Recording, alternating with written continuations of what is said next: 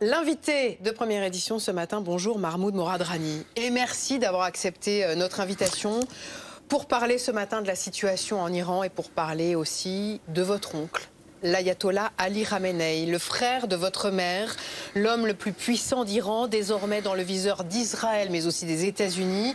Vous vivez en exil en France, vous êtes médecin à Croix, près de Lille, vous êtes médecin ORL et vous êtes aussi un opposant farouche depuis des années au régime iranien. D'abord, Mahmoud Moradrani, comment vivez-vous depuis 6 jours cette guerre entre Israël et l'Iran ? Bonjour, merci de votre invitation. En effet, je regrette la situation actuelle. La confrontation militaire n'était pas souhaitable et c'est inquiétant. Je ferai quelques remarques à ce propos. Je suis médecin ORL, bien sûr, mais je suis de près les événements. Que vous inspire le fait que l'élimination de votre oncle, donc Ali Khamenei, ne soit plus désormais un tabou? Le Premier ministre israélien dit que sa mort mettrait un terme à la guerre.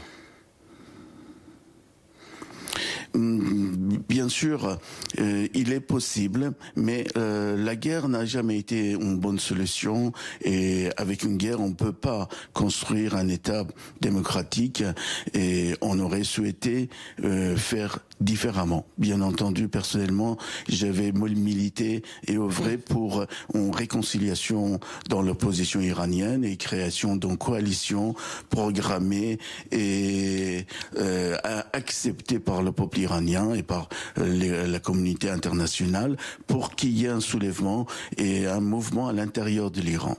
Malheureusement, ce n'a pas été réussi et réalisé jusqu'ici et nous sommes dans une situation bien sûr bien délicate.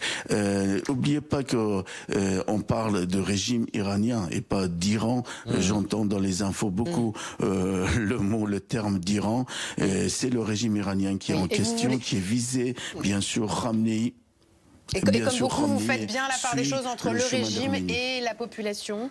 Comment est-ce que vous expliquez que ce soulèvement n'ait pas eu lieu? Et est-ce que vous y croyez encore? Est-ce qu'il peut avoir lieu dans les prochains jours, ce soulèvement du peuple iranien?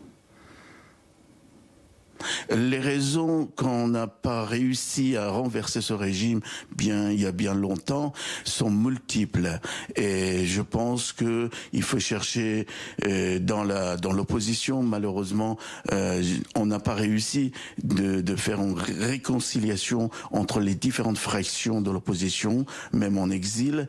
Et bien sûr, le régime a fait beaucoup de répression et on a bien sûr le nombre des exécutions, des attentats contre les personnalités et tous les intellectuels. Khamenei a suivi le chemin de Khomeini et j'aimerais bien faire cette remarque qui est à mon avis très importante. Khomeini a créé l'islam politique avec la suprématie de chiites et son but était lever le chiisme dans la région, gouverner et s'épandre dans la région. Et surtout, personnellement, j'avais entendu de leur bouche avant la révolution que les lieux saints, par exemple Karbala, Najaf, même la mosquée d'Al-Aqsa ou la Mecque, appartenaient aux chiites. Et il était inacceptable que les sunnites gouvernent dans ces régions.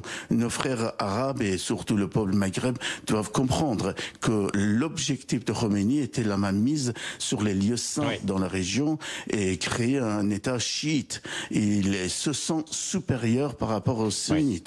Et qu'ils sachent que même si Khamenei réussit à s'étendre un petit peu, les sunnites seront en minorité. Bien sûr, actuellement, ils sont en minorité en Iran et ils n'ont pas beaucoup de pouvoir et ils sont réprimés comme les autres parties du peuple iranien.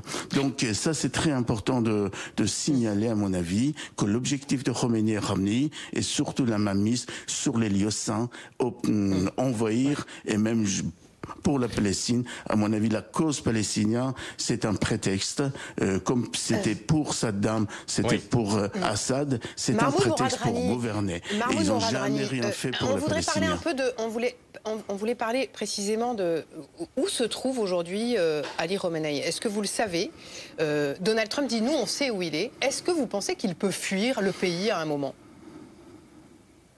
Non, je ne pense pas qu'il quitte l'Iran. Il est actuellement très probablement à Machhad.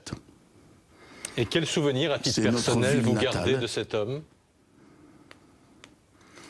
Je ne l'ai pas vu la dernière fois que je l'ai vu, il était président de la République. C'était pour lui dire qu'on allait sortir d'Iran. D'ailleurs, il s'était opposé. C'est une histoire assez longue. Et c'était à l'époque, il était encore président de la République. Et j'ai quitté l'Iran à l'âge de 23 ans.